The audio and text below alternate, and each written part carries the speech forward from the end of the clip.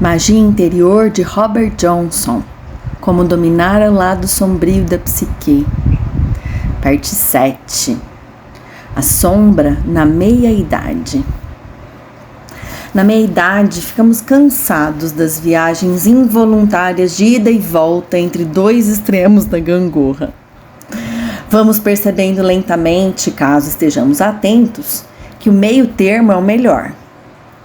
Para nossa surpresa, esse meio termo não é a conciliação cinzenta que temíamos, mas é o lugar do êxtase e da alegria. As grandes visões do mundo religioso, como aquelas que encontramos no Apocalipse da Bíblia, estão baseadas num sublime senso de simetria e equilíbrio. Elas nos fornecem uma imagem desse meio termo, que é o resultado de honrar os dois extremos. Os antigos chineses os chamavam de Tao e diziam que o caminho do meio não é uma conciliação, mas uma síntese criativa. Não podemos permanecer por muito tempo nesse meio termo, pois é um fio da navalha, fora do tempo e do espaço. Basta um momento disso para dar significado a longos períodos da vida comum. A Índia nos previne de que, se tocarmos esse lugar por mais que um breve período, perdemos o senso de direção e morremos. Mas a maioria de nós não corre esse perigo. Para a vida ocidental, é mais adequado o conceito de ficar no meio da gangorra com os dois pés plantados, de maneira que possamos nos equilibrar com facilidade. Isso honra a dualidade, mas mantém os dois elementos ao nosso alcance. Um tempera o outro e não ocorre nenhuma quebra séria. Isso não é uma conciliação cinzenta, mas uma vida vigorosa e equilibrada. A primeira parte da vida adulta é dedicada quase que inteiramente à disciplina. A pessoa se prepara para uma profissão, aprende as condutas sociais, cultiva um casamento, melhora sua capacidade de ganhar a vida. Todas essas atividades criam invariavelmente uma grande sombra.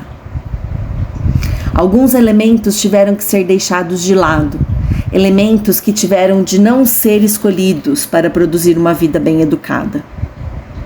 Ao chegar à meia-idade, o processo cultural está praticamente completo e muito seco. É como se tivéssemos escoado toda a energia do nosso caráter, e nesse ponto é muito grande a energia da sombra. Subitamente ficamos sujeitos a explosões, que têm o poder de derrubar o produto que criamos com muito empenho. Podemos nos apaixonar, romper um casamento, abandonar um emprego num ímpeto desesperado, tentando buscar alívio dessa monotonia. São momentos extremamente perigosos, mas podem preparar o palco para uma fase de vida inteiramente nova, se aprendermos a usar corretamente a energia da sombra. Uma vez tive um paciente que era um artista que desenhava sobrancelhas nos milhares de quadros de filme que compõem um desenho animado. Ele era tão bom em desenhar sobrancelhas expressivas que não fazia outra coisa. Continuou assim dia após dia, ano após ano, até que um dia levantou os olhos da sua escrivaninha, disse alguns palavrões e foi embora. Ele entrou no meu consultório com essa crise de meia-idade, exausto de uma especialização que lhe havia servido muito bem.